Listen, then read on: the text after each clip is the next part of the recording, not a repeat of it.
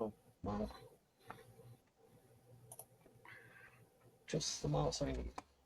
Multiple keyboards. Oh, nice. All right. Hang on 1 second further.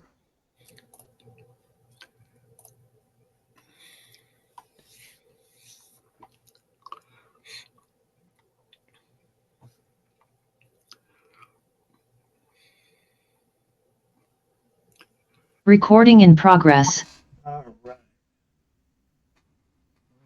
Hang on for a second here.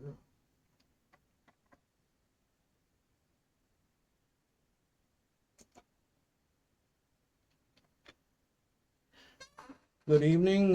This is the September uh, edition of the South Suburban Computer Club meeting.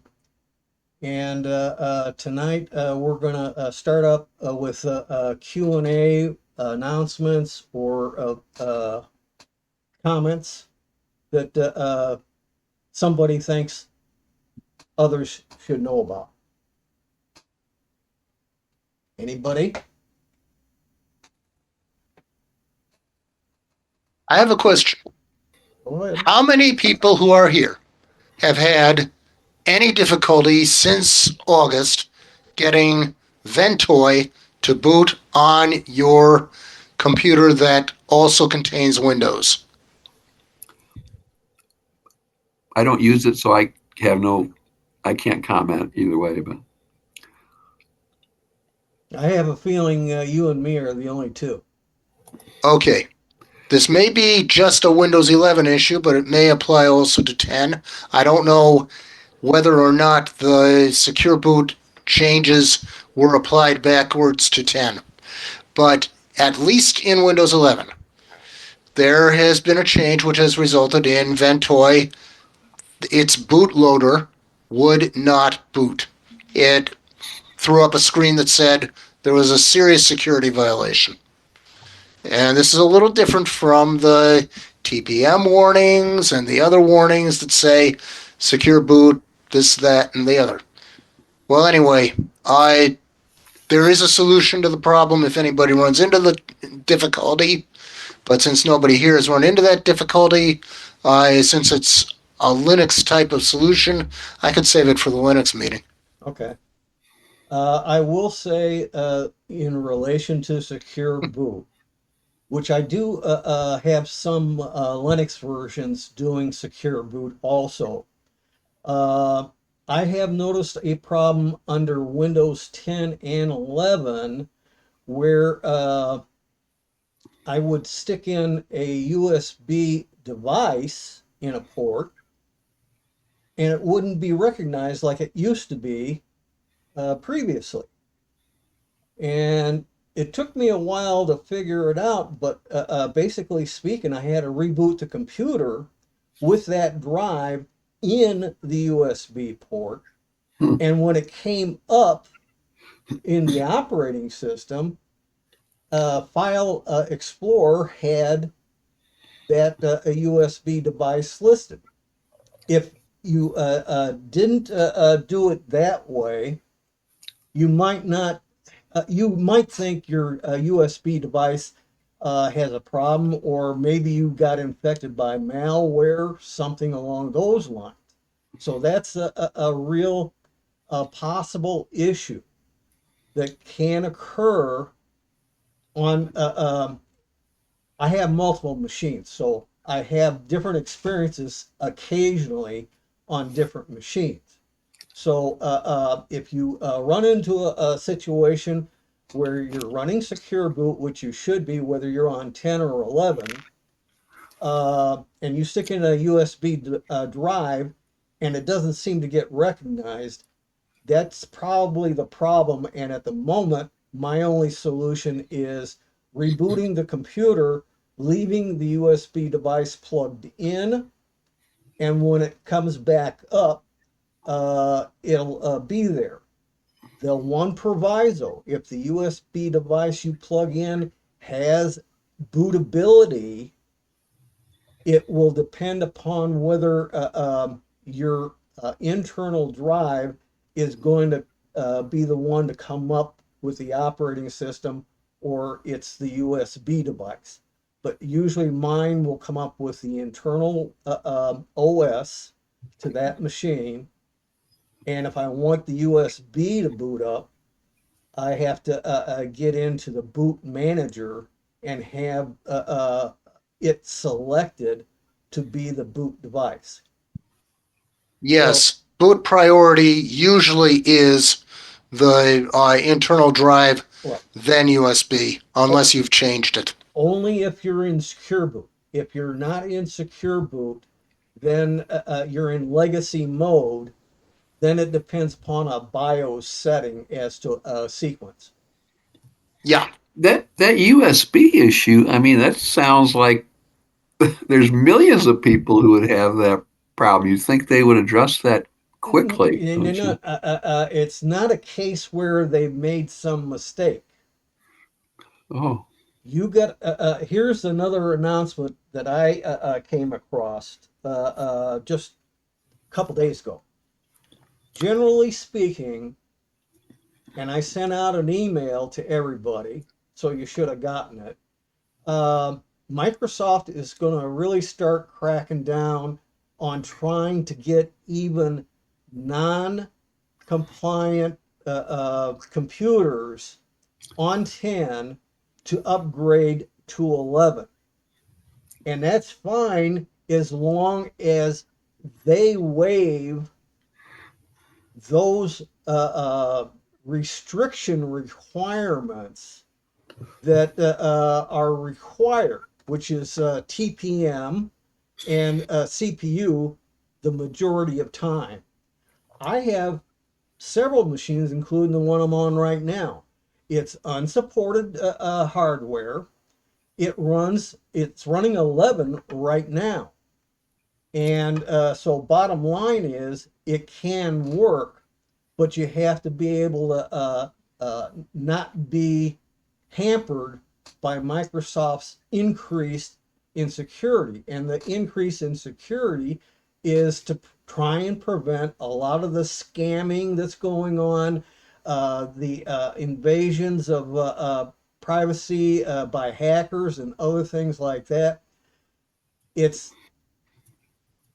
we're spending, whether you realize it or not, in the United States alone, billions of dollars per year through fraud alone. And with all the data breaches, you're talking a lot of our information's out there, and somebody may be able to use it to work against you. So, yeah, increased security is what it's about. The cybersecurity meeting with APCUG tomorrow is very important so that you are informed of a lot of what's going on and things that you may be able to do besides try and spot when you're being scammed. And yeah. With the computers, what has happened is operating systems, web browsers, software have all been hardened over the years.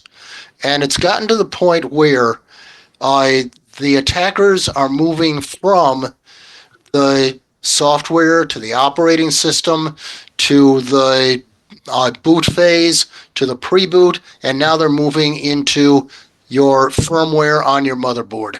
They're yep, moving toward hardware. that's They right. wouldn't take these difficult routes if the easier routes had not already been blocked. And here's the thing, and I don't care whether you guys believe me or not, but 2 or 3 years ago, somebody who wasn't even a member needed some help on cybersecurity. I got with them. I spent quite a bit of time traveling to their place and hours with them multiple times, and they had been hacked. Well, it used to be they had a way of getting to store a piece of code on the hard drive in an area that format will not reformat, and therefore it stays. And therefore, when you reload the operating system, either from a backup or a clean install, you are going to get a reinfection from that code on that storage device. Well, for this guy, it's even further than that. His printer infected the motherboard. He got a brand new computer, and we were using it at the library, and they found out where he was at and broke into that and infected that as well. And bottom line is, uh, I think one of his main email accounts was hacked. He didn't know. And so every time he went to it, a little bell went off with a hacker saying, he's online. Here's his IP address. And they broke right in. And they broke into a public library to get to just his machine. Whether they did any other malicious stuff to anybody else using a computer in the library, I don't know.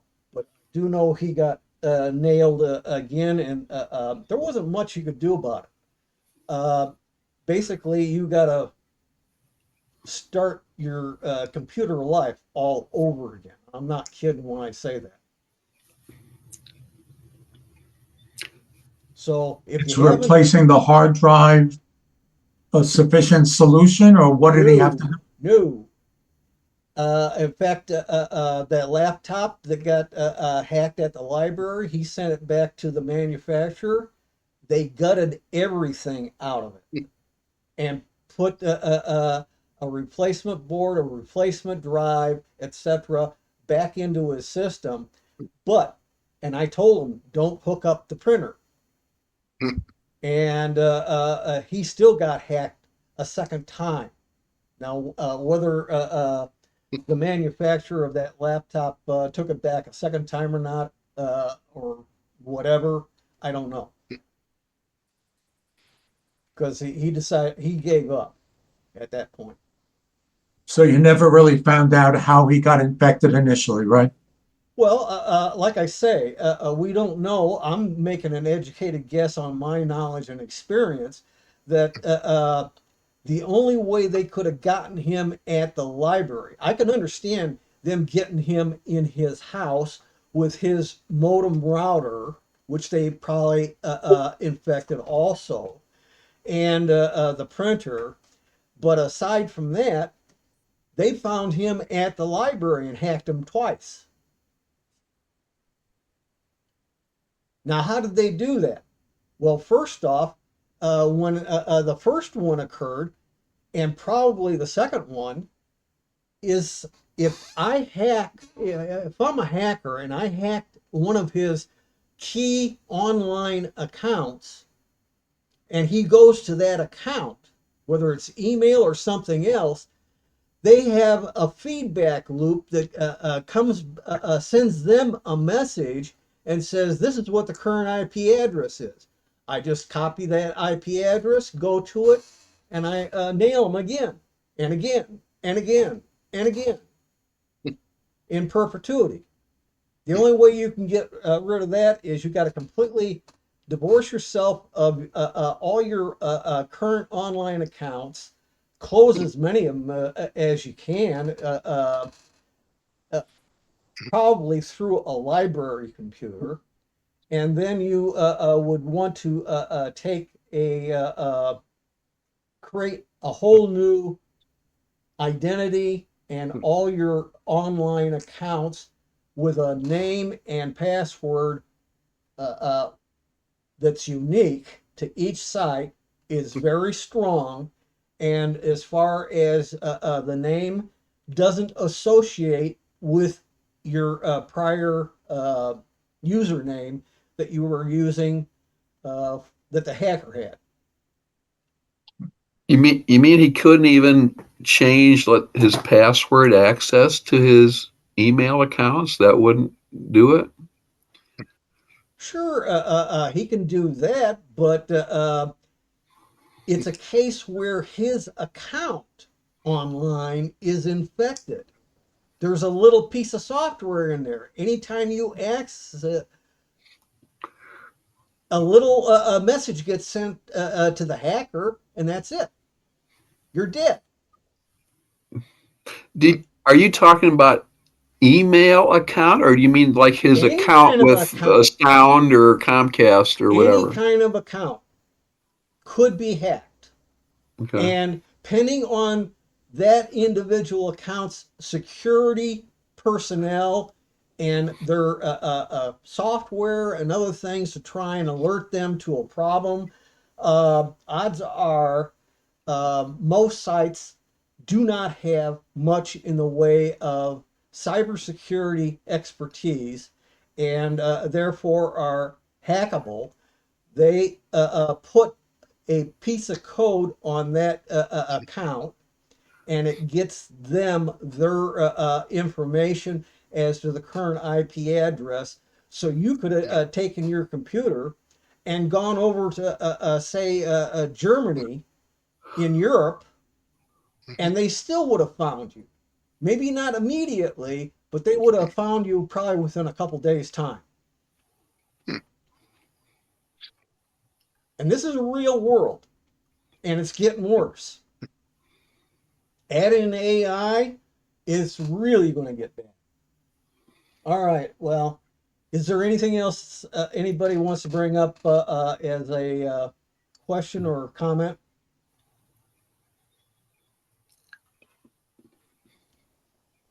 How recent was this case you're talking about, Tim? Like This I guy. said, 2 to 3 years back.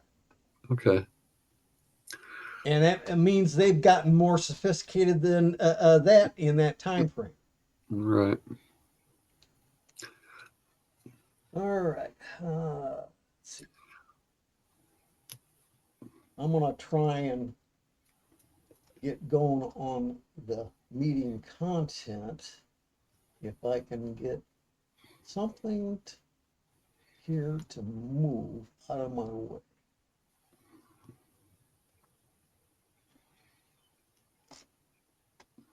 Better location. Stuff.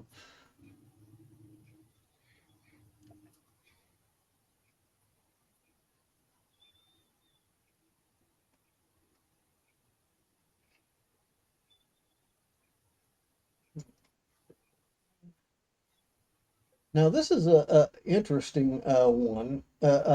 This has to do with some tools most people don't know about that have been around since 1996.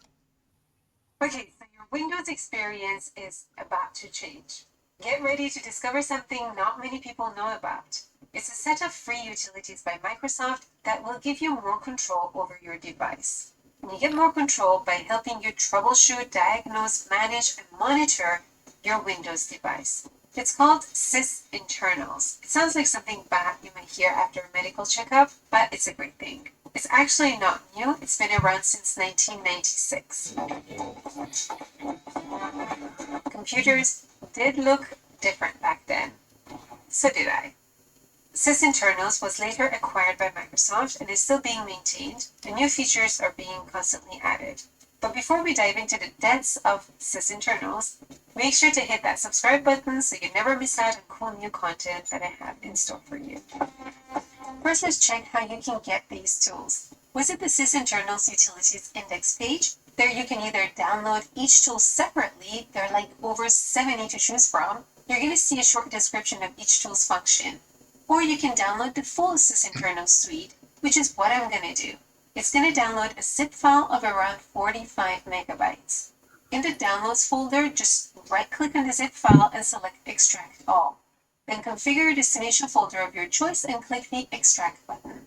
Sysinternal tools are portable and they don't require any installation. You can just start them from the folder that you just created. Just be aware that some of the tools require admin access to function properly, so be sure to right-click on the tool and select Run as Administrator. The first utility we're going to look at is called Zoomit. Trust me, this is one of those things that once you start using it, you wonder how you've even survived before it came along. In the suite, you're going to find a 32-bit and a 64-bit version. Just double-click the executable to start it. The first time you run Zoomit, it presents a configuration dialog. You can select alternate shortcuts and customize some features, but let's see what this tool has to offer first. One thing you can do is to magnify a certain area on your screen. Use the default shortcut Control 1 and it's going to immediately zoom in. Then use the mouse wheel to zoom even more in or back out. You can move around the screen as well. You can even annotate the screen to highlight important information while you're zoomed in. You can add freeform like this, or add different shapes. Use Control-Shift to add arrows. Add rectangles by holding down Control, or ellipses with Tab. If you hold down Shift, you can draw straight lines. If you want to share your annotated screen, use the shortcut Control-S to save it as a zoomed PNG, or just hit Control-C to copy and paste it in any application you want. You can also annotate without zooming. Use the shortcut Control-2 to enter drawing mode. You're going to see the tip of the pen here. You can change the size of the pen by holding Control and turning the mouse wheel. You can also change the color of the pen by typing different keys, for example, G for green, R for red, P for pink, O for orange, and so on. If you need a fresh canvas, just hit K on your keyboard and start drawing. Or type W if you want a whiteboard. Now, if you have ugly handwriting like me, press T and type out the text. What's even better is that you can even record the whole session. Use the shortcut Control-5 and you're going to see this border around the screen. Press Control-5 again to stop the recording.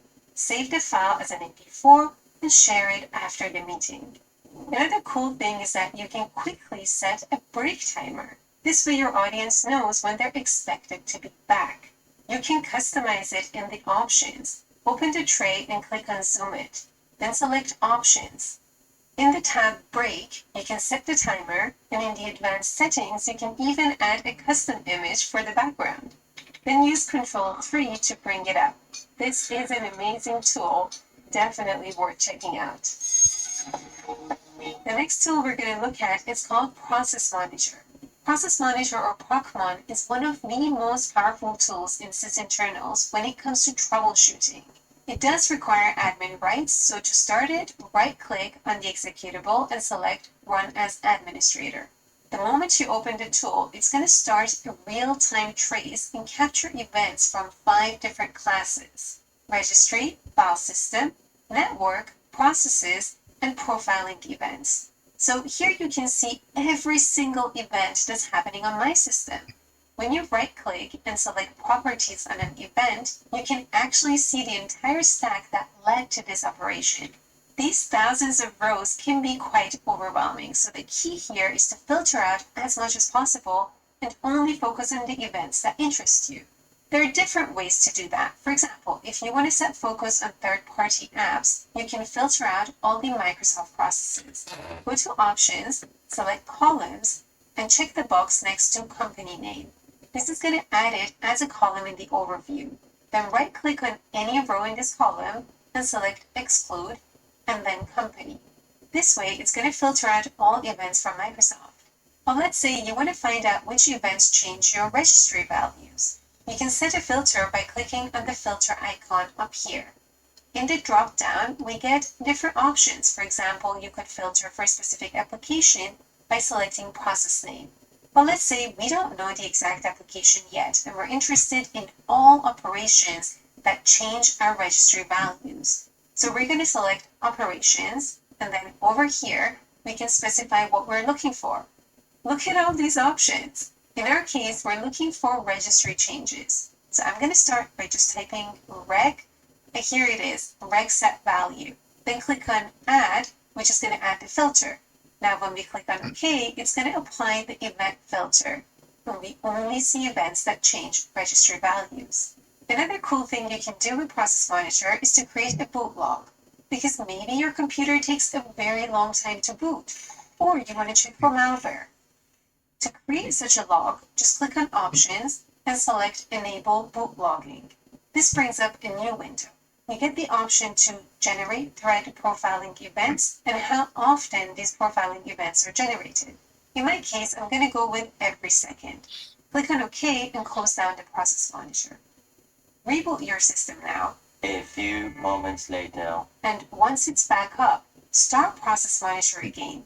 Don't forget that step or else it's going to just keep monitoring and create a humongous file. When you start procmon, you're going to see this message pop up to save the collected data. Confirm it and select where you want to save the file. Moments later. In my case, it created this 3 GB log file. To narrow it down, let's set a filter. Click on the filter icon and select duration. For the operator, let's use more than. And let's start with anything that took more than 5 seconds. I'm just going to put in a 5 and click on add. Then OK, and it's going to apply this filter. And these are the processes that took that long. You can check them out in more detail to see if they're really needed or not. It's super cool, and these are just few use cases of procmon.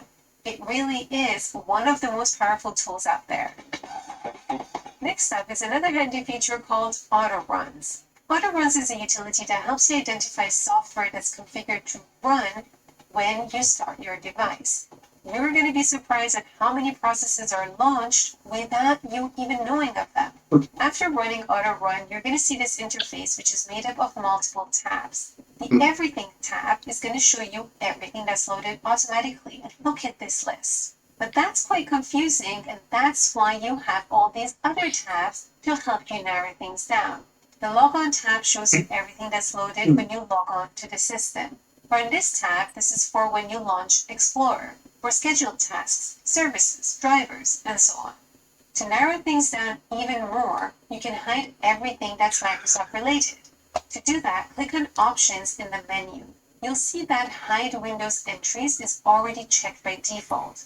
So let's now hide all Microsoft entries. This way we can really focus on what third-party apps have configured.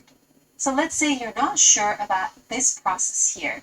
You can submit it to VirusTotal to run it through up to 75 virus scanners. The first time you do this, you'll have to activate it and accept the terms. Once the file is submitted, you'll see the results in the VirusTotal column. This will give you a good indication if something is malicious or not. If you want to actually disable an auto start entry, all you have to do is to uncheck its checkbox. That's it. Another great tool and much better than the standard task manager. The last utility we're going to look at is called Process Explorer. With Process Explorer, you get to see dynamic information about your running system. Think of it as a task manager on steroids. Run it as admin, and it's going to show you all processes that are currently active on the system in the main window. They're presented in a tree structure showing the parent-child relationships. But that's not all. If you activate the lower pane view, you get to also show the DLL, handles, and threads.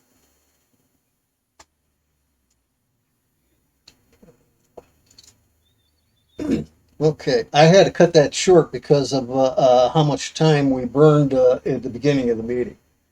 It was near done. Does anybody have any questions as to what she was discussing here?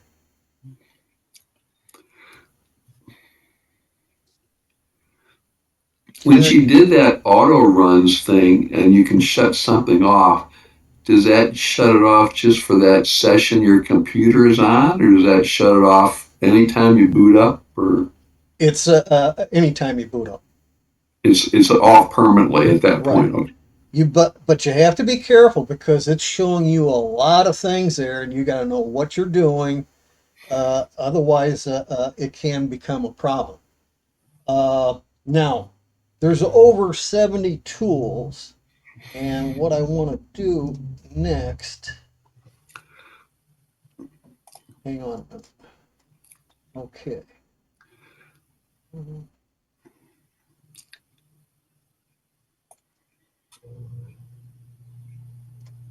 They're linked to Wait a a minute. process.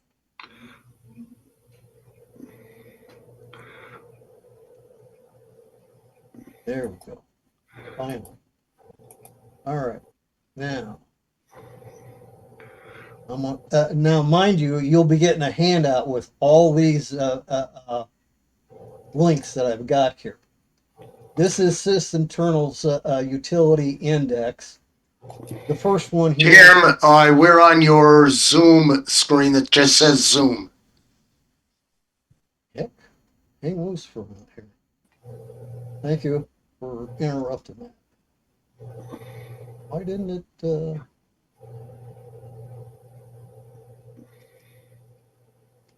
There we go. All right, now you got it. Okay, and below it is all the individual programs, over 70 of them. The last time they were updated, here's one from 2006. It hasn't been modified because either it's no longer really needed or not.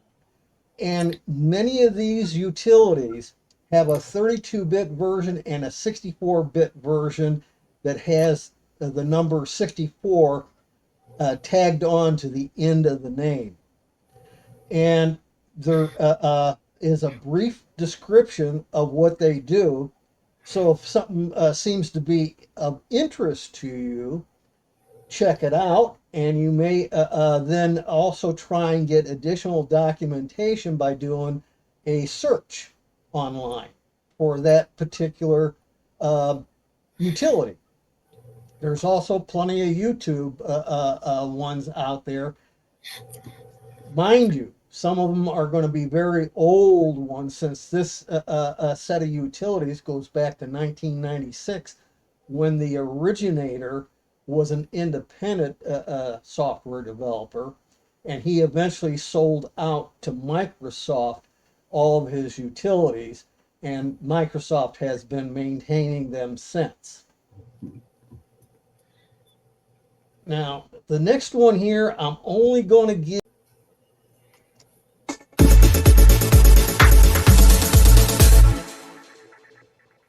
I got moving. Coming up, I'll be showing you 10 free programs that are better than the apps made by Microsoft, most of which are included in Windows by default. It's not necessarily that those apps are bad. Those I show you, we think are just more worthy alternatives that might work better for you. Let's dive in. With more than 10 to share with you, we'll be going through these quicker than usual. Is Windows default web browser Microsoft Edge, which is built on Google's Chromium. While Edge is an improvement over Internet Explorer, over the past couple of years, it's become heavily bloated, using up more system resources, and it nags a lot to get you to try out its various so-called features. There are several browsers we could recommend as alternatives to Edge, but I'll mention a few here. The Brave browser is great for those of you that are focused on privacy. For productivity and the largest number of customization options to make it your own, nothing tops Vivaldi. And for those of you that don't want a browser built on Chromium, Firefox is still hanging around with useful features that don't use up too many system resources, and it's also good for privacy-minded people not wanting any telemetry being sent back to Microsoft or Google. On Windows, searching for files and folders on your computer can be a tedious process. A free and open source program I highly recommend for doing this is simply called Everything. I first showed this a few years ago in our free software series, and those of you that tried it out agreed it was a lot better experience overall in finding files. Just by typing in the search box, everything will quickly find files and folders, unlike Windows File Search. When it comes to editing videos, essentially all you can do in Windows is trim a video, which for some of you might be the only feature that you need. If you need additional features, Microsoft now owns Clipchamp. While it does offer some features for free, it's an online-only editor that does require an internet connection to use and can be quite sluggish at times. Another downside of using it for free is that they'll slap their branded watermark on your exports, and they'll limit the export resolution unless you pay for a premium account, which is around $12 per month. A couple free and open source programs I recommend that don't have any limitations and are easy to use include Kden Live, and the other free and open source video editing program is Shotcut, which is what I used when I first started making videos for YouTube. The absolute best free video editor is DaVinci Resolve. While it does offer more high-end features for professionals, it will take more time and effort than the other two mentioned to learn how to use it. They do offer a paid version they call DaVinci Resolve Studio. Unless you're making the next Hollywood blockbuster, the free version should be all that you need. The Photos app, built into Windows, is lackluster at best, with a very limited set of features and limited support of image formats. It just became so frustrating to use, I had to quit using it last year. OpenView is a huge step up, with support for Windows 11 going all the way back to Windows XP. You can quickly load images, with support for dozens of image formats. While its interface does look dated, it's packed full of features. You can batch convert images, organize your photos, and make basic edits. Plugin support is also available to enhance OpenView's functionality. This will be a quick one. While Notepad has made a few minor improvements over the past couple of years, if you need something with more advanced text functions, for example when writing code, it's best to upgrade to something better. The free and open source Notepad++ is the better choice for syntax highlighting, code folding, and auto-completion for scripting and programming while using less CPU power than Windows' built-in Notepad. The snipping tool, built into Windows, is decent for taking basic screenshots and can now capture video of what is on your screen, but the feature set is very limited. For taking screenshots, the free and open source FlameShot is a good one that a lot of people use that's highly customizable with a good amount of in-app screenshot editing tools. Another free and open source screenshot utility is ShareX. This is the one I actually use every day. As I've mentioned several times over the years, ShareX has an insane number of ways to take a screenshot. It can also record video of what's on your screen. It also includes other tools that are quite useful, including a color picker, video converter, image editor, and a whole lot more. Real quickly, instead of using the video capture in the snipping tool, the free and open source OBS Studio is a far superior choice. In addition to recording video that's on your screen, it also allows you to stream live to various services, including YouTube and Twitch. To play the video files on your computer, there are 3 apps built into Windows that you could use, and sadly, none of them are that great. There's the app called Media Player. There's the Movies and TV app to watch content purchased from the Microsoft Store that will also play video files on your PC. And for those of you feeling nostalgic, Windows Media Player is still around. They changed the name of it to Windows Media Player Legacy, and to find it, you'll have to do a search on your computer. All 3 apps have the same issues with video file support, and have numerous playback issues with certain files. If you want a better media player for playing videos, I have 2 recommendations. First of which is the freeware media player called Pop Player. It will play just about every audio or video file that you throw at it, and it optimizes your media for seamless playback. One complaint some people have about Pop Player is that it has too many options, including settings and customizations, which can be confusing to new users. For pure simplicity, the free and open source VLC Media Player is the best choice for most. It has excellent file support, and it's available on just about every platform, including iOS and Android. The bottom line is VLC just plain works. Did you know that Windows has an audio recording app that they call Sound Recorder built in that will record audio coming from your screen or microphone? If your answer is no, you're not alone and should probably forget I just mentioned it. For recording audio on your computer, Audacity is far superior to the Windows Sound Recorder. This free and open source program also has an audio editor built in. It supports all major audio file formats, features multi-track mixing, and to enhance its functionality, it has third-party plugin support. The next 2 are for power users, so I'll mention them briefly. Windows has a built-in compression tool that works just fine for basic packing and unpacking of zip-like folders. The free and open source 7-Zip offers more advanced features and the ability to handle more than a dozen compression types and includes a built-in file manager. And for power users, One Commander is an upgraded file manager when compared with Windows File Explorer. While File Explorer has improved with tab support, One Commander also has folder tabs along with color-based tagging, easy folder management with multi-pane views, easy file previewing, and a whole lot more. Thanks for watching. If this video was useful for you, give it a thumbs up and share it with others. What third-party app? Okay. Stop sharing that. Bring this thing back up.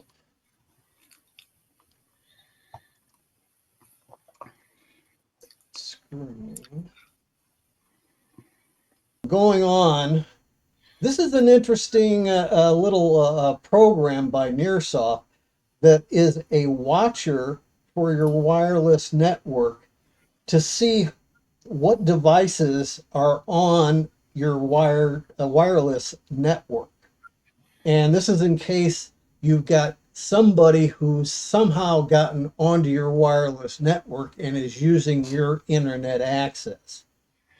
However, Nearsoft has all these categories of free software. So it's very much like sys internals, and they give you an idea of what each one of them does. And they've got about, I think, 50 different tools altogether in various categories. So you might want to look at this list and see what you find that you can use to make your work on the computer much easier. The next thing I'm going to cover here is this one here. This is, I just found out this is newer. There is now, instead of a WinGet UI, there is a UniGet UI that incorporates everything. So this is a utility that is worth looking at. And Bob originally brought up the WinGet UI utility, which was command line, and then he had a version that was with a graphical user interface to make it easier for people to use. This one is a third iteration of basically WinGet, and it will update Windows as well as most of your other programs that are in a library of their software of about 6,600 different pieces of software. They can automatically download and install on your system for you. Next up, Night Night. This is a website that has lots of options of free versions of software. And all you do is you put in a check mark on a piece of software that's listed here. For example, here's Malwarebytes free. I put a check mark in, and let's say that's the only thing I want. I come down here in step 2, and I click on Get Your Night Night. What they do is they send you a link in the download folder that will contain all the pieces of software that you checked off here. It's not the actual software, it's a checklist.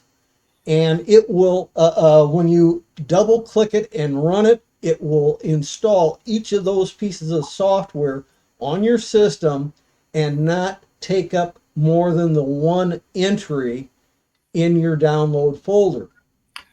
In a month from now, if you double click that Night Night entry, any of those pieces of software that updated will be updated, and those that were not updated will be ignored. So it's a constant way of being able to install free software and maintain it through an entry in your download folder. So don't delete it. Next up, Patch My PC. I learned about this from APCUG about last August, and I've mentioned it many times before. And what you want to do is come down here to this bar down here to download this entry. It puts an entry in your download folder. And what you want to do is right-click on that particular entry that it puts in the download folder, and take and do a right-click on it and you will be able to create a shortcut. If you're on 11, you'll have to go to the other settings first and then click on create shortcut. Then drag the shortcut to your desktop and you can execute it from there. It requires administrative privileges because you're changing software on your system. Another source is majorgeeks.com. I get software from them.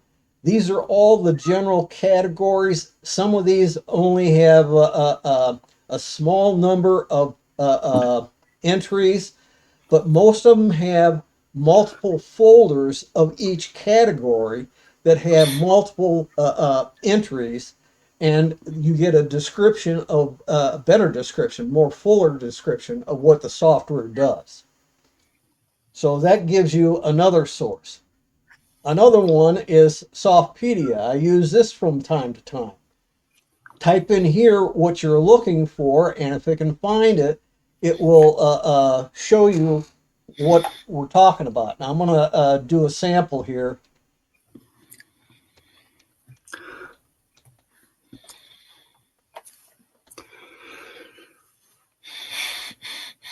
And I'm going to hit enter, and it says, here's what I got.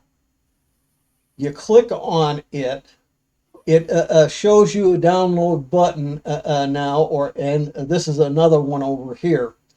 And you download it, double click in your download folder the entry, and it will install the program.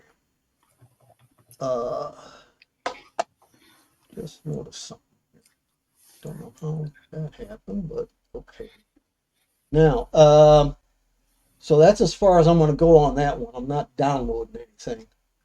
File Puma is another source of free software, and it has different categories, and it will give you multiple choices under that you can download and install also.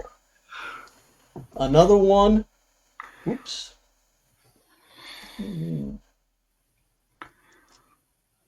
Huh. I don't know why I did that, but okay. Anyway, this is a File Hippo. This is another source, multiple categories, subsections in many of these categories of free software you can use. Next in line, this one has three ones in it. It's a new File Explorer type program that purports to be better than what you have. And that's a subjective evaluation by the creators.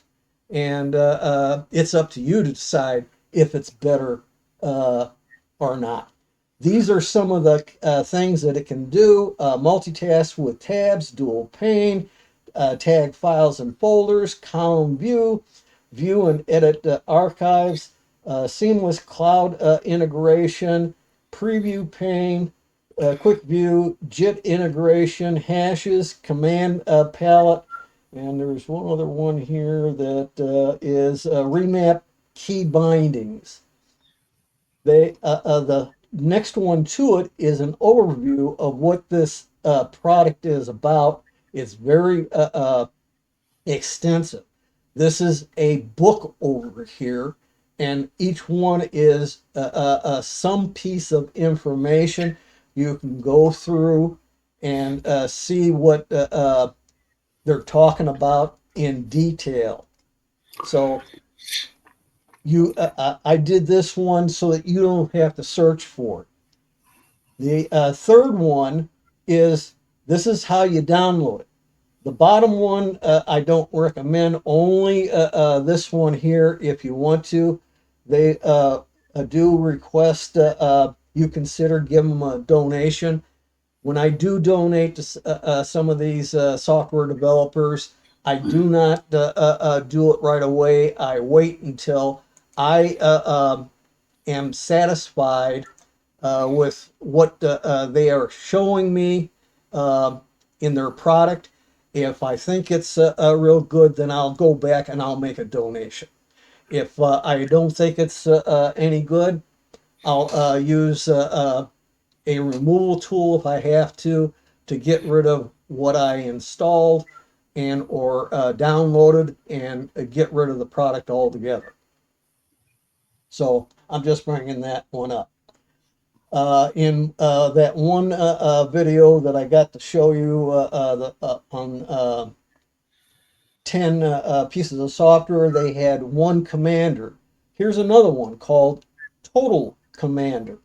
And Total Commander does support all of these various features. And these are screenshots so that you can look at each individual screen, see what it is giving you, and you can click next here, go to the next screen, and you keep on going until you've viewed all the images. So that's most of what I have for tonight. I'm opening the floor up while I try and put in the chat the handout so that you can download the handout. Anybody got any questions, comments? The only one I didn't understand was that last one you showed, Total Commander. What was it showing screen of? Those are screenshots of what Total Commander shows you. It's a file, alternative file explorer program. Oh, okay. Both of them are file alternatives, file explorer alternatives. So Okay. you have to take that into account. Let's see if I can blow my brains out here.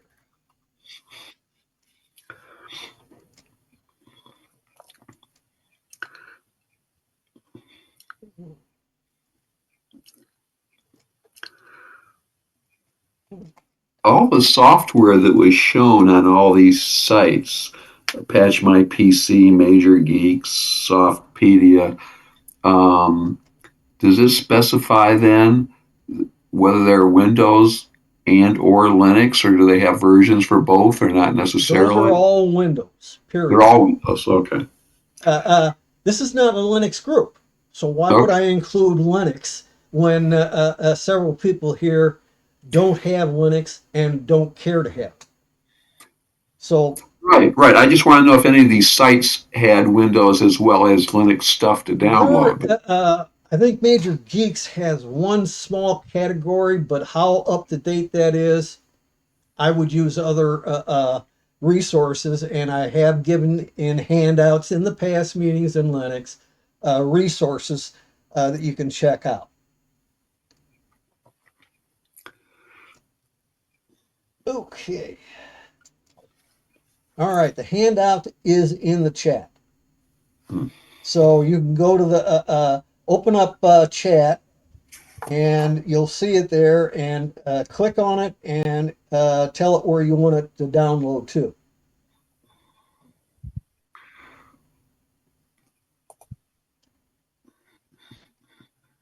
Wow, what a night. Anybody else got any thing that they want to try and discuss? I don't know what happened to that one video, but apparently in trying to get it to work right, turned off the video sound, even though everything says it's working. I'll see if I can relaunch that sucker and see what's what. Tim, one of the things that showed for a few seconds while you were attempting to get that to work was a reference to Bitdefender. I recall hearing that very often.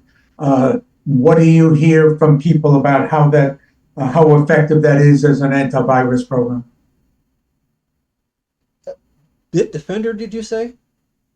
Yes. Bitdefender, I'm wondering, you have to understand what Bitdefender is, and I don't think you do. So let me explain this part. Please. part of Windows for at least version 10 and 11, and may have gone back to 8 as well, is a piece of software that will encrypt your entire hard drive. And it can even be used on other add-on drives as well.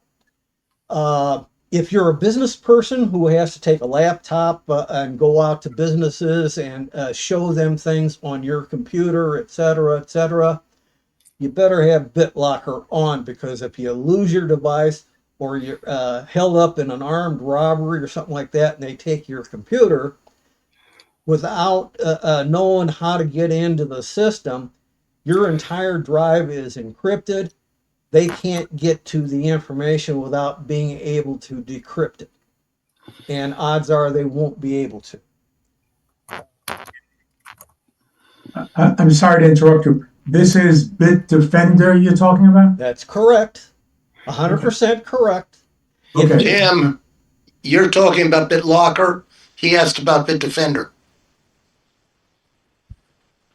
Maybe I'm lost then. Are you referring to the antivirus program? That's what they were advertising. Okay. That comes with Windows 10 and 11 also. Bitdefender, all AV programs out there right now are only able to catch maybe at best 50% of infections that occur in your computer. You have to have other tools. And Microsoft Defender, that's the whole package, not just the Bitdefender, which is the AV. They have other tools. If you bring up your security tools on Windows 10 or 11, you have multiple tools out there, one of which is the antivirus program. And if you install a third-party program, it will disable the Bitdefender only. It does not change the other settings unless you get something like, as an example, Malwarebytes Premium. If you get Malwarebytes Premium, they'll disable all the Microsoft Defender software and substitute their own. There are other packages like Malwarebytes that'll do basically the same thing. Okay. So those are the bits and pieces. It used to be antivirus was one of your main defenses, and there was not a lot of other pieces of software. And most of those pieces that did exist did very little to nothing for you in protection. The world changed. It's been changing every day of every week, of every month, of every year since the 1980s or 82, when Microsoft came out with the first DOS operating system.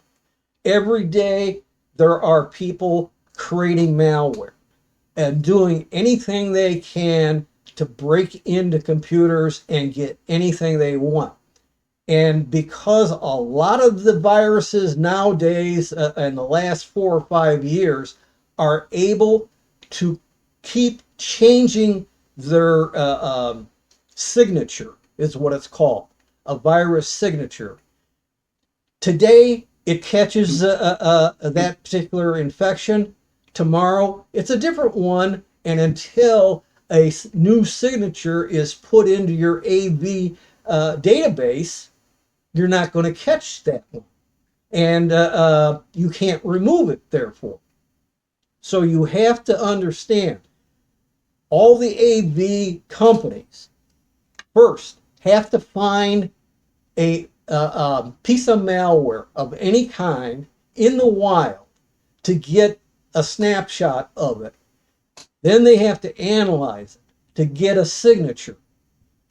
Then they publish in the scanner database that signature.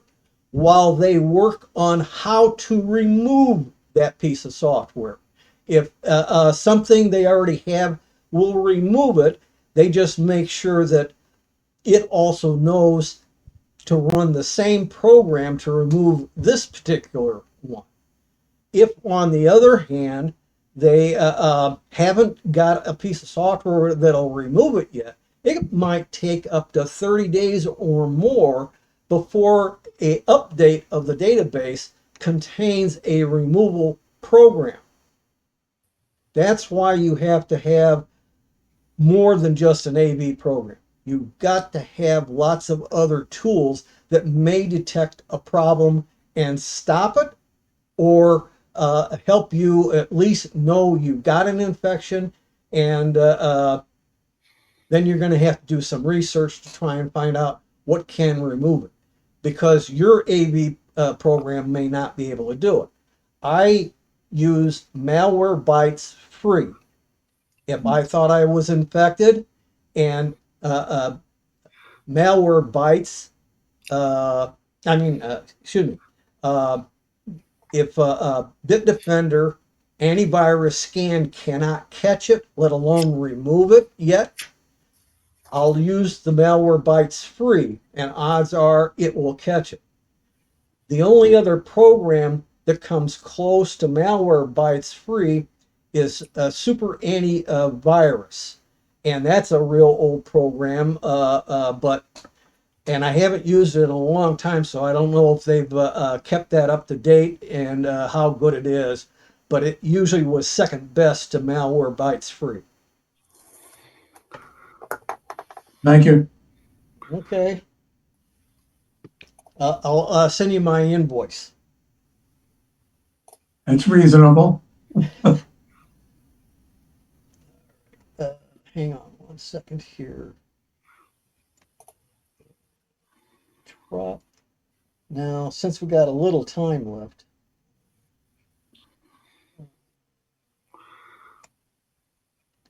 see if this will. Sorry about that. Let's see. Over the last several years, we've tested more than 100 free programs that we thought could be helpful to people in their lives. After the release of our supersized Useful Websites video, many of you suggested that we do the same for software. So coming up in this compilation, I'll show you more than 50 free software, along with other free programs in alphabetical order that we think are the most useful, many of which are available for Windows, Mac, and Linux. Let's get started.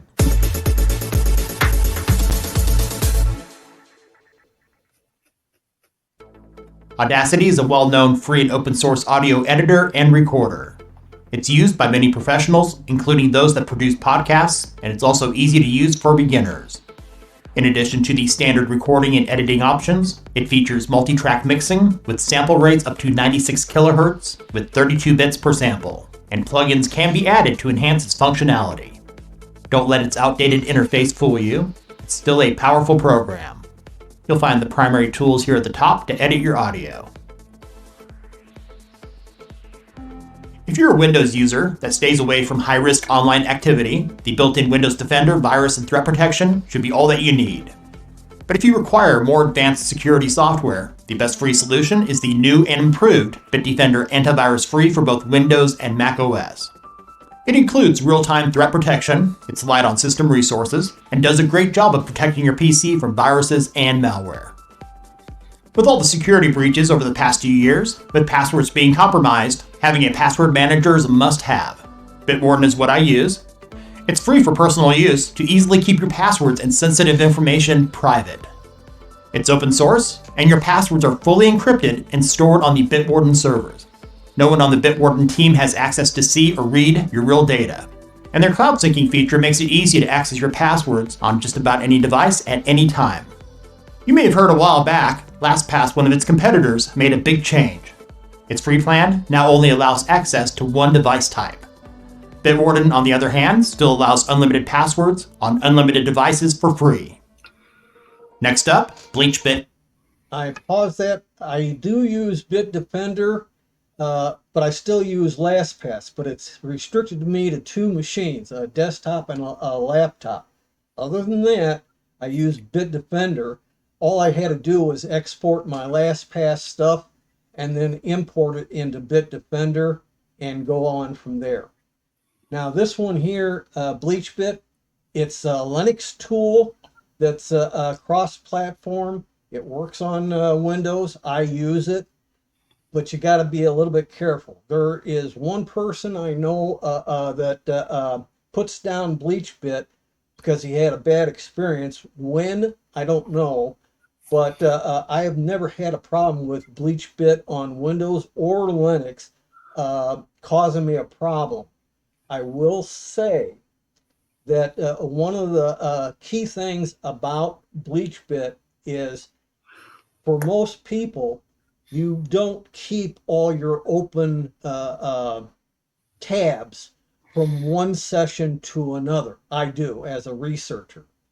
And so I, number one, would say that I have to have that. That means I have to uncheck session for each browser BleachBit is recognizing. On the other hand, for most people, they, instead of using a password manager, are relying upon the browser to save their passwords for each online account. If you're one of those people, you have to make sure that you uncheck erasing the passwords or you've lost them. Okay? So I'm giving you those two tips. There's a couple other settings, and maybe he'll show them on the screen. It's the absolute best open source cleaner you can get to free up disk space and optimize your system. While you could do most of this on your own manually, do yourself a favor and just run this program to save your time and possible headaches. It's feature-packed to help your computer run more smoothly and to maintain your privacy. It deletes cookies, deletes logs, removes temporary files, and clears cache and internet history. In addition, it also cleans dozens of programs including Google Chrome, Firefox, Skype, VLC Media Player, and many others. Prior to running BleachBit or any other system cleaner, it's best practice to back up your system. You'll notice when you open the program, there are two panes. Now I pause it again. You'll notice here, I hope you can see my pointer, two Vim swaps. Vim is an editor from the Linux world. I don't think most Linux users even use it. So I always leave them unchecked, but everything else in that category gets checked. And this is passwords. If you save passwords in the browser, make sure it's unchecked for every browser. For some reason, this guy still has Flash Player on his system, and I recommend removing that. So, and that goes back 10 to 15 years that you should give up on Flash Player. If you click on any category in the left pane, it will show you a description in the right pane what happens if you select any item in that category. Don't check any option, you don't fully understand what it does. If you select an option that might take a long time or delete passwords that are stored, you'll get a warning. It's your choice. You can either select OK to carry on or select cancel to uncheck that option. And I'll cancel all of these out. For this example, I'll check a few more categories. Let's go with Firefox. If you don't want it deleting your saved passwords, click cancel. Let's go down here to Google Chrome, check that one. And of course I get that save password warning, so I'll cancel that one out. Scroll down here a bit to Microsoft Edge. Same warning about the passwords, click cancel. When you're ready, first select preview here in the upper left. I stopped it again. You can barely make it out. I can't enlarge it. But down here under system, custom and free disk space erase. I unchecked both of those. And the reason I do that is that they take up a lot of time on the free disk space erase, especially the bigger drive you have. And custom is for adding in additional folders that might be on different drives. And I have none that I'm going to be checking for. So I don't use those two. I'm just letting you know. When it finishes, you'll now see a report showing you the number of files to be deleted and the disk space to be recovered. To delete those files, to the right of Preview, click on Clean. Depending on what you selected, this could take a while to complete. Blender is an open source graphics toolset that's been used to create animated films, 3D printed models, visual effects, video games, and so much more. Some of its features include 3D modeling, sculpting tools, rigging and skinning, and also includes a built-in video editor. For most people at first, they'll find the user interface to be overwhelming, and of all those in this video, Blender does have the highest learning curve. Thankfully, they do have useful tutorials on their site to help get you started. Up next is the Brave web browser. Based on Chromium, it's free and open source, and great for those of you that are focused on privacy. By default, Brave blocks website trackers along with advertising-related tracking, scripts, and resources using various filters, including those from the uBlock Origin project. The Tor function is also built in to prevent sites from knowing your IP address and allows you to browse the net with the protections of the Tor network. When you open a new tab in Brave, you'll see their dashboard. In the upper left, it'll show you stats about your browsing, along with the websites you visit most often. Over here on the right, they have cards, which should be of interest to those of you enrolled in the rewards program or interested in cryptocurrency. You can modify the dashboard by selecting Customize in the lower right. To the right of Customize, let's go into Settings, and in the left pane, select Shields. Here you can modify the settings for blocking ads, trackers, scripts, and cookies. And in the section below it, you can choose whether to allow or block Google login buttons on third-party sites or embedded posts from Facebook, Twitter, and LinkedIn. CPU-Z for Windows only is a great way to find out information about the hardware on your computer. It's a system profiling and monitoring program that detects the CPU, GPU, motherboard chipset, RAM, and other hardware. With the program open, there are tabs for CPU, mainboard, memory, SPD, which stands for Serial Presence Detect, just gives you additional information about your memory, and graphics. In the Bench tab, you can benchmark your CPU or run a stress test. All of this information is useful when wanting to upgrade components on your PC or when deciding if you should upgrade. CPU-Z is available in both classic and custom versions. For most people, you'll want to download and install the classic version. Otherwise, select the customized version for your PC here on the right. Now for a quick one. Darktable is a free and open source photography workflow application and RAW developer. This program allows you to develop and enhance RAW images. This is done non-destructively. Your original image is never modified. You can also manage your digital negatives in a database by using different metadata attributes. DaVinci Resolve is often mentioned as being one of the best free video editors. With a ton of professional features, the learning curve is high, but worth it once you learn how to use it. It includes multi-track timeline editing, various trimming tools, along with cool effects and transitions to make your project stand out. Also included are fusion effects to create film quality visual effects and motion graphics. Domain name speed benchmark is for you geeks trying to get the best internet speed possible.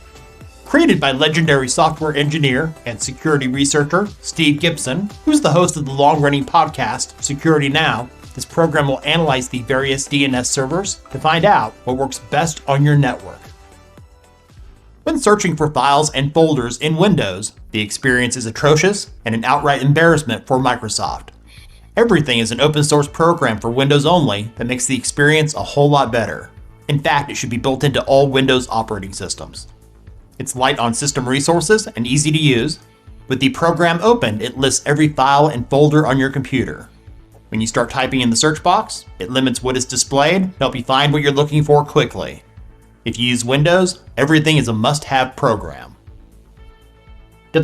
I paused it because everything I found out about and have been using for the last 2 to 3 years. It's a darn good program to use to find things, but it's a little confusing because as you look at the returns, there's far more showing up there than just what you were looking for. And you have to filter that stuff out in your head to find the exact one that you want and then open that up.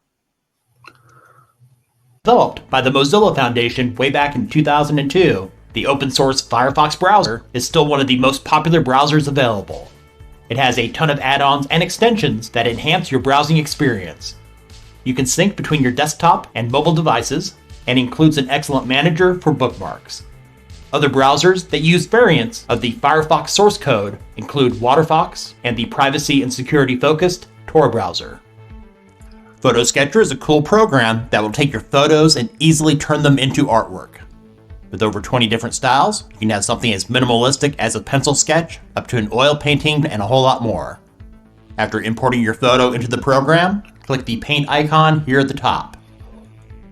Click the drop down for drawing style, then select the style that you want. I'll go down to Painting Effects and select Painting 6 Oil Painting. I'll leave these other parameters alone for now. When you're ready, click on Draw. Depending on what you choose, it can take a while for it to finish. And when it's done, you'll see the final result here on the right. PhotoSketcher is fully available for Windows. There's an experimental version in development for macOS, and Linux users can run it using Wine. One of the oldest programs in this video is GIMP. Released in 1996, this image editor is one of the best free alternatives to Photoshop. GIMP supports working with layers and includes tools for retouching your photos or creating brand new images from scratch. Over the past few years, GIMP has received several updates making it more useful, including cosmetic changes that make it look better. I personally prefer the dark theme, but if you don't, here's how you can change the theme. Go to Edit and select Preferences.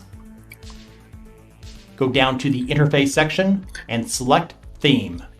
Your choices are dark, which is what I'm using right now, gray, light, and system, which is way too bright. Up next is Glary Utilities, which may be the most suggested utility software mentioned in the comments of the previous videos. It's only available on Windows computers and offers an excellent set of tools to clean your system and boost your PC performance. Now I'll give you a brief overview of the software. When you launch Glary Utilities, you have 3 tabs. One for Overview, One-Click Maintenance, and Advanced Tools. On the Overview screen, it will show your boot time. Another great feature is the One-Click Maintenance. By selecting Scan for Issues, it will run a Registry Cleaner, Shortcuts Fixer, along with other options you've selected. In the Advanced Tools tab, you have several more tools for cleanup and repair, optimize and improve, privacy and security, files and folders, and additional system tools. There are so many features with the software, I could spend 15-20 minutes going over all the features. But to save you some time, I'd recommend checking them out for yourself. They do offer a pro version with additional features that may be worthwhile for some of you, but for most, the free version will be all that you need. Google Earth Pro is a virtual globe program. Up until a few years ago, it used to cost $399, but now it's completely free. This software is a lot like using Google Maps, but with more powerful features. When you launch Google Earth, you should be zoomed out. To navigate, on the right, there are controls to look around, move around, and zoom in and out. Just like Google Maps, you'll find the keyboard and mouse controls to be more user-friendly.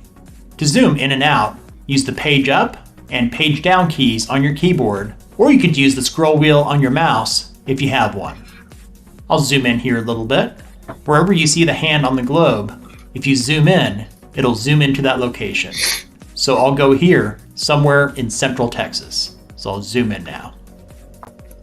The left, right, up, down keys on your keyboard will move you around, or you can just left click and drag, and that will move you around too. There's a search bar here on the left, and you can do a search in various ways, including address, business name, and coordinates. I'll now do a search for the Magic Kingdom at Disney World. And there it is, Magic Kingdom Park. So I'll select that one, and then select search. And it will fly you to that location. I'll now zoom in on an area of that park. And I'll just zoom in all the way here. There we go. And you can look around with your arrow keys and move forward or backwards in the park. And they call this Street View, which is also available on Google Maps. Here in the left pane, you'll see a layers area. Here you can make changes to the layers to view more or less details. I've already spent too much time on this program, so I'll leave the rest of this for you to discover on your own. Now I'll show you GreenShot, which is a free and open source screenshot program. GreenShot allows you to capture a full screen, an open window, or even capture a region of your screen, and once it takes a screenshot, gives you a ton of options. Let me demonstrate. Here are the keyboard hotkeys, which I use, that can also be changed. Holding down the Control key and the Print Screen key at the same time allows you to capture the full screen.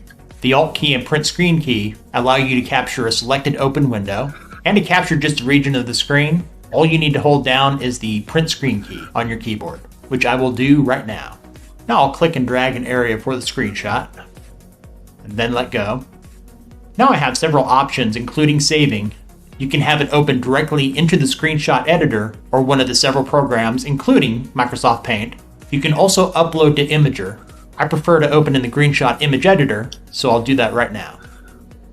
In this screen, along the top, you still have the options for saving, opening, and uploading. Along the left side, you have several options for marking up your screenshot.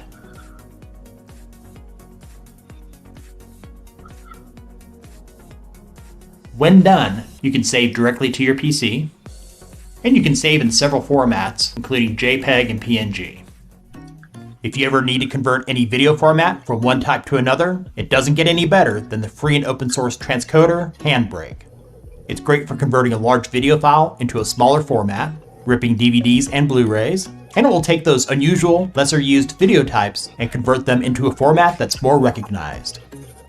For this example, I'll convert an MKV file into an MP4, which is a more widely supported file type. You have the choice to open a single file or choose more than one from a folder. You can also drag a file or folder from your computer. In this case, I'll drag an MKV file from off-screen into the main window. It will automatically detect the file's information, including that video's resolution. For the preset, I usually leave it on the default, which is Fast 1080p 30. Go to the Video tab, set the video codec to H.264, and use the one that's first in the list. For frame rate, I'll leave it at 30. Below that, do not leave it on peak frame rate, which in other words is the variable frame rate. This has been known to cause issues. Change it to constant frame rate. Go to the Audio tab, make sure the codec selected is AAC. In the lower right, click on Browse. Choose the location for your saved file and give it a name.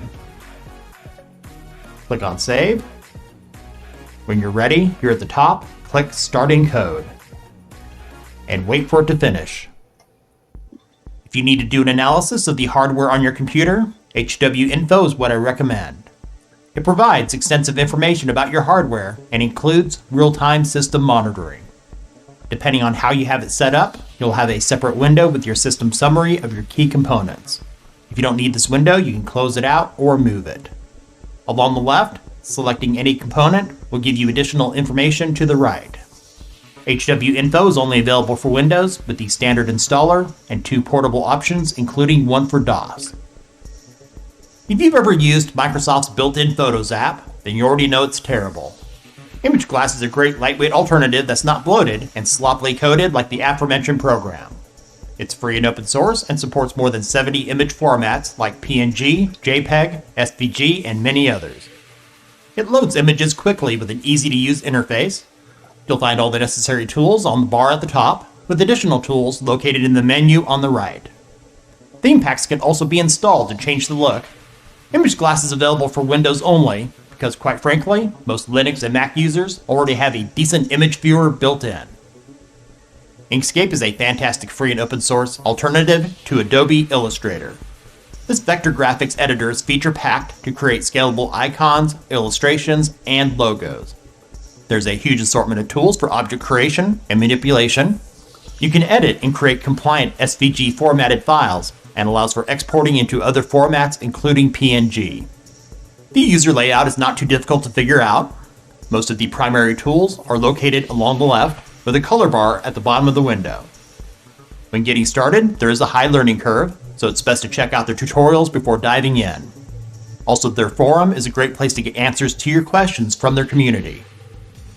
Kdenlive is a powerful, non-linear video editor that's very user-friendly and easier to use than most of the video editors that you can get.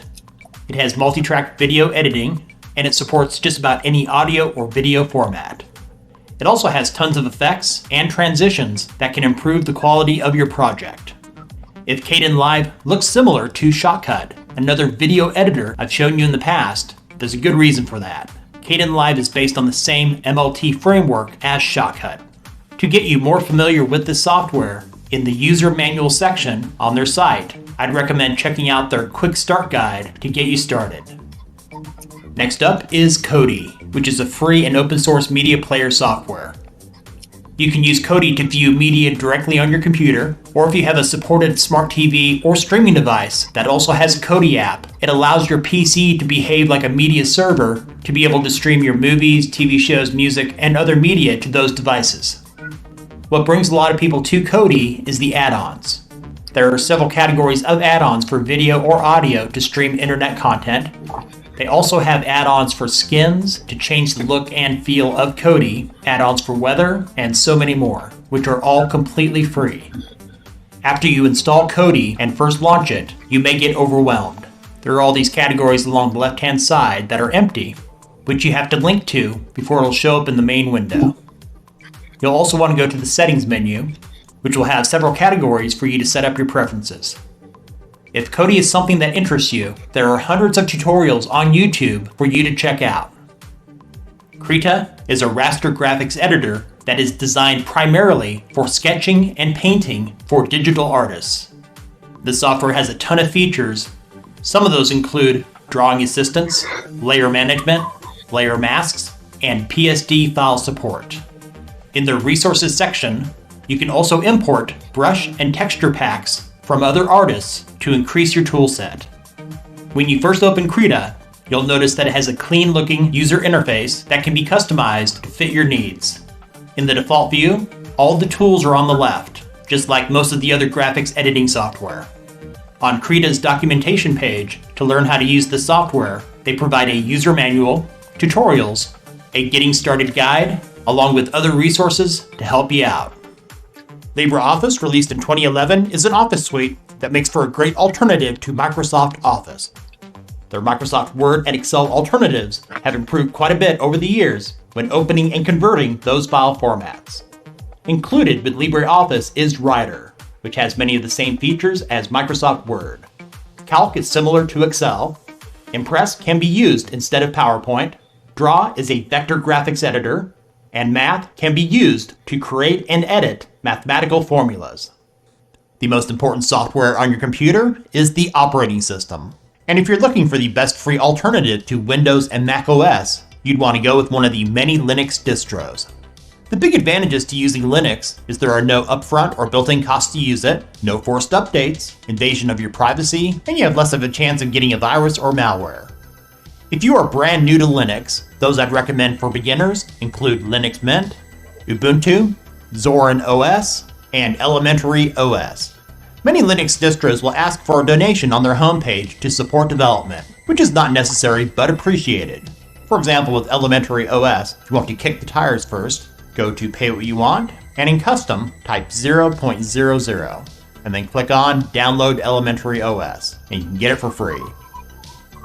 This one's not for everyone. It's made specifically for musicians. LMMS is a free and open source digital audio workstation for creating music. It comes bundled with an assortment of instrument and effect plugins. You can produce music by creating melodies and beats, synthesizing and mixing sounds, and so much more.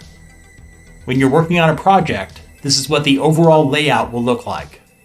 And this is what the layout looks like when you're editing your music. If this is something that interests you, I'd recommend checking out their documentation section that has a lot of resources, including video tutorials. For additional security, Malwarebytes is great for those times you need to use another scanner. It's also available for both Windows and Mac, and it will give you a 14-day free trial of the premium version with real-time protection. After the trial ends, it reverts to the free edition that doesn't run in the background to interfere with your other antivirus software. But you do still have access to the on-demand scanner to possibly find problems your other scanner might have missed. This will be a quick one. Media Player Classic Black Edition for Windows only is a fork of the original Media Player Classic. It's free and open source, light on system resources, and is great for those of you that have issues with VLC Media Player or don't like the built-in Media Player in Windows. Unlike the original Media Player Classic that discontinued development years ago, the Black Edition is still updated on a regular basis. It's easy to use, with all the controls located here at the bottom. Mix is a DJ audio mixing program with a full range of mixing, programming, and effects, which you can use for recordings or live presentations. It has full integration with your songs and playlists from iTunes, and supports most of the common music file formats. It contains many of the features you would find in expensive DJ mixing software. Some of those key features include time stretch, beat looping, master sync, along with equalizer and crossfader control. Mix also makes it easy to organize your music library. If you still own CDs, you can load those tunes into your library as well. If you've never used DJ mixing software, when you first open Mix, the user interface can be overwhelming. Thankfully, in their support section, they provide links to their wiki, user manual, and community forums where you can get additional help. Nomax is an image viewer that is known for having amazing features that are typically not found in the standard photo viewers on most operating systems. It supports just about every common image format, including RAW. You can even resize and crop your images within Nomax without the need to open image editing software like Photoshop or GIMP. It contains the standard features found in most image viewers, including slideshow, and being able to cycle through your images with the left or right arrow keys on your keyboard. If you want to make any changes to your photos, the editing options can be found in the toolbar at the top by selecting Adjustments. Selecting some of these will instantly make changes to your photo, while others will open a pane on the right side where you can make additional changes. Also, in Adjustments, you have the ability to resize or crop an image. Next up, OBS Studio is a free and open source screen recorder that's great for recording instructional videos, video game footage, or anything else on your monitor. It's also popular for streaming video games to Twitch, YouTube, and other services.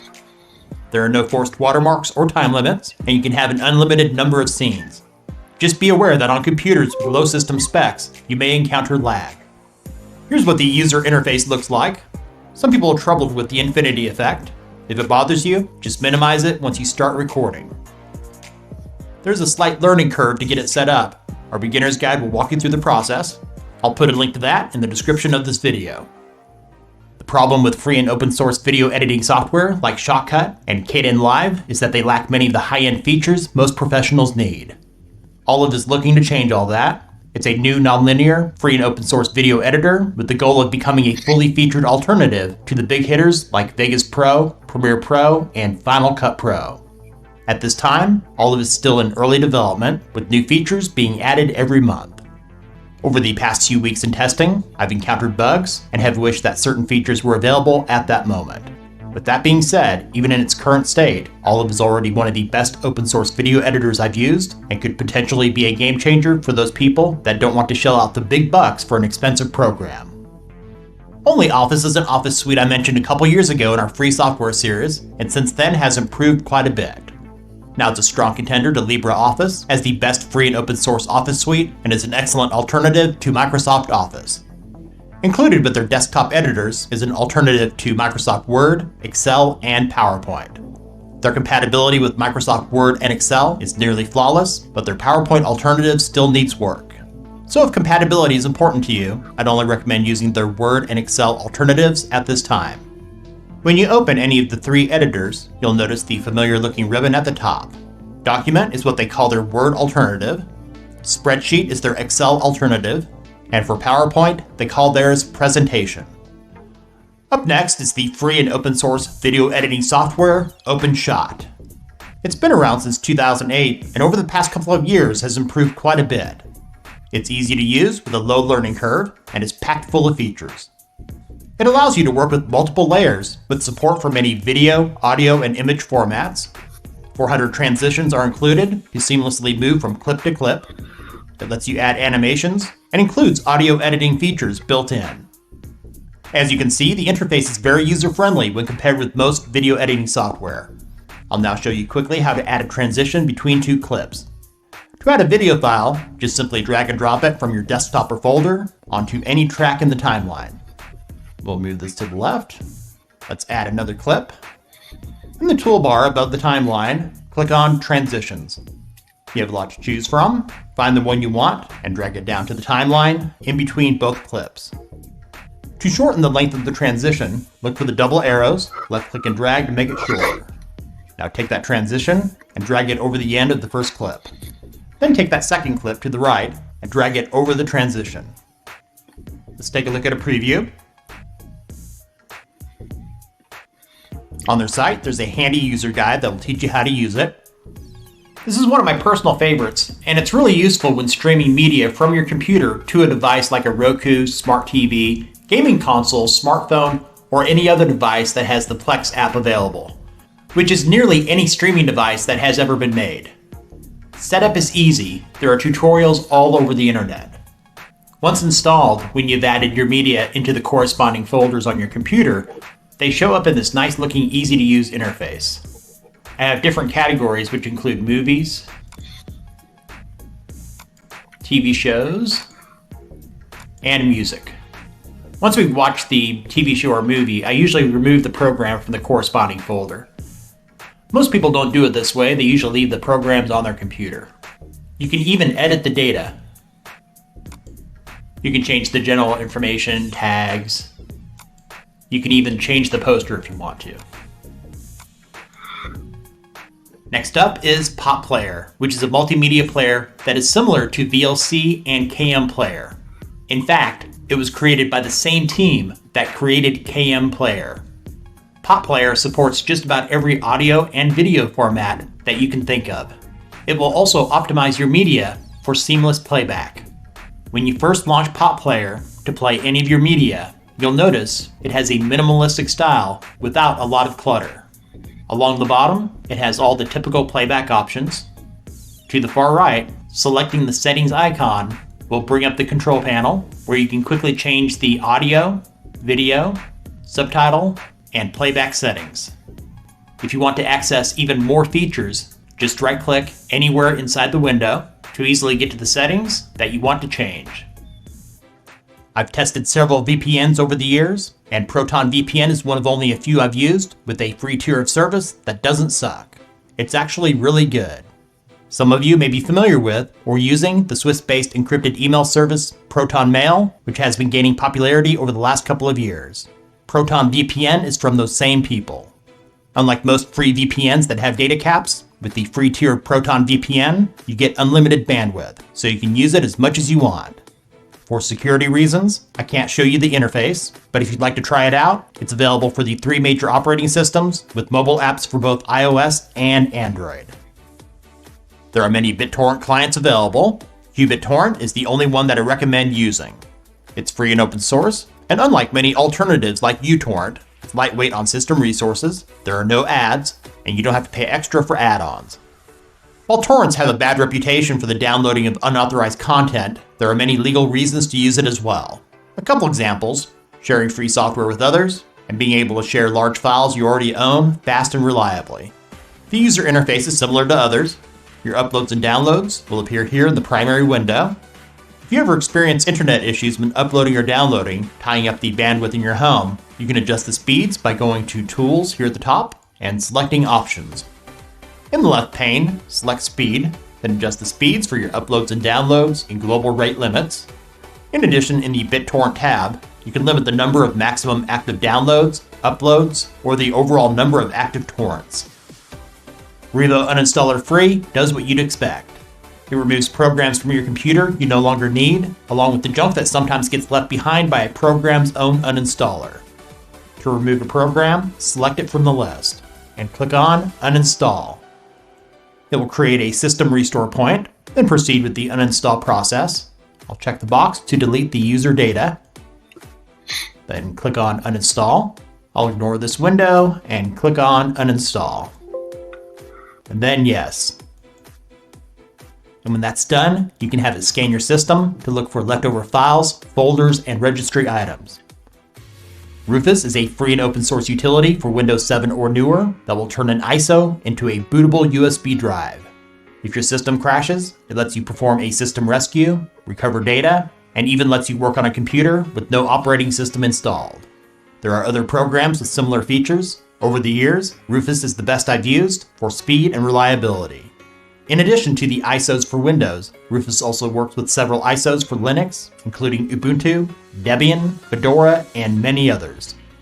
Here's how to use it. Go to the folder where you downloaded Rufus. There's no need to install it. Just right-click and select Run as Administrator. To provide ample space, I recommend plugging in a drive with at least 8 GB if you're working with a Windows 10 ISO. If you're working with another ISO file, you could probably get away with 2 or 4 GB. Leave it on disk or ISO image. Click on Select, find the ISO image on your computer. Select it and click on Open. To find the partition scheme for your drive, go to the search bar and type partition. Select Create and Format Hard Disk Partitions. The disk I use to install my operating system on is Disk 1. So I'll right-click on it and go to Properties. Click the Volumes tab here at the top.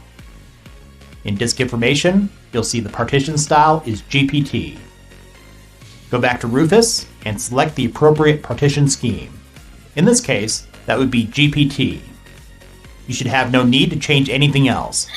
Click on Start to begin. You'll get this warning that pops up.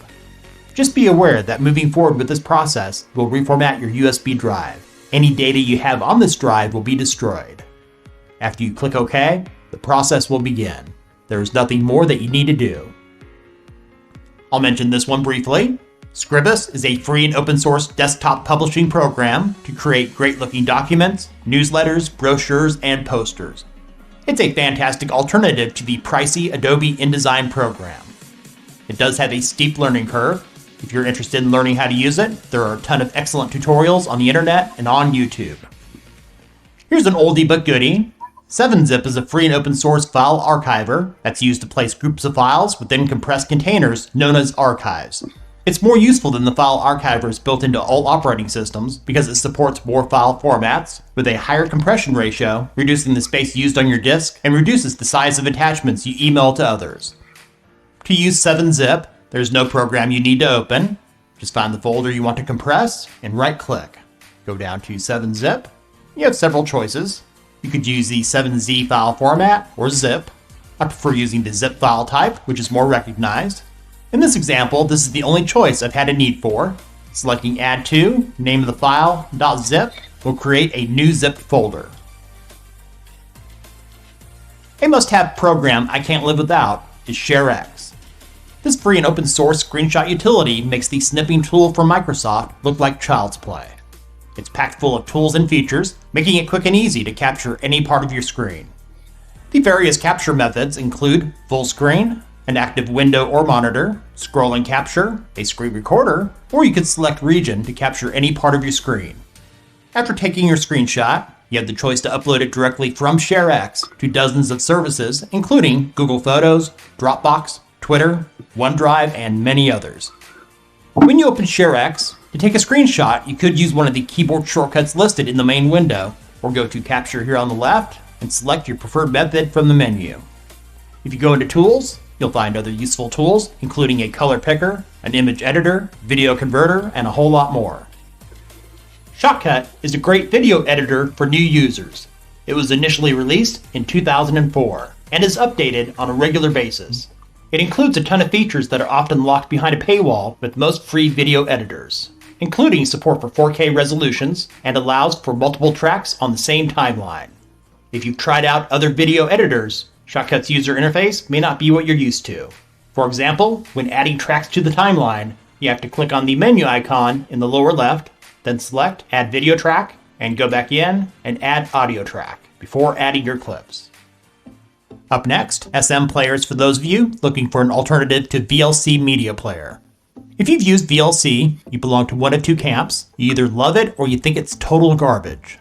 SM Player should be less divisive because it simply works with less bloat. It supports most of the well-known file formats and codecs, so it'll play just about anything you throw at it. Other features include the ability to change the playback speed, subtitle support, and you can change the look of the player with skin and icon themes.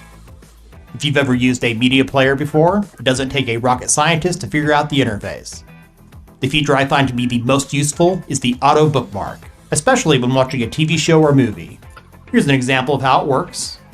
If you've not finished playing your media and you close the player, you'll remember where you left off. So when you reopen the media, it will continue to play from the spot that was auto bookmarked. Stellarium is a free and open source planetarium. Since only a few of you would be interested in something like this, we'll keep this really short. Unlike its competitors, Stellarium uses less of your system resources when it's running. It's used at planetariums and has cataloged more than 600,000 stars. This is not the easiest of software to use. Thankfully, they offer a user's guide on their site, which is 322 pages long. If you're familiar with brackets, Sublime Text is another text editor for use when coding, and it's definitely a step up from Notepad++. Some of the key features include simultaneous editing to multiple selected areas, there are 22 visual themes, and there are customizable key bindings which allows users to assign hotkeys. The dark background gives the text a nice contrast. The minimap in the right column gives a good indication for where you are in the text editor. As many of you know, it can be easy to get lost when dealing with thousands of lines of code. It will also autosave your work, which is useful if your computer crashes or you lose power. One downside with Sublime Text is it will nag you to purchase a license for $70. You can just ignore those, and you can continue to use it for free without losing your work.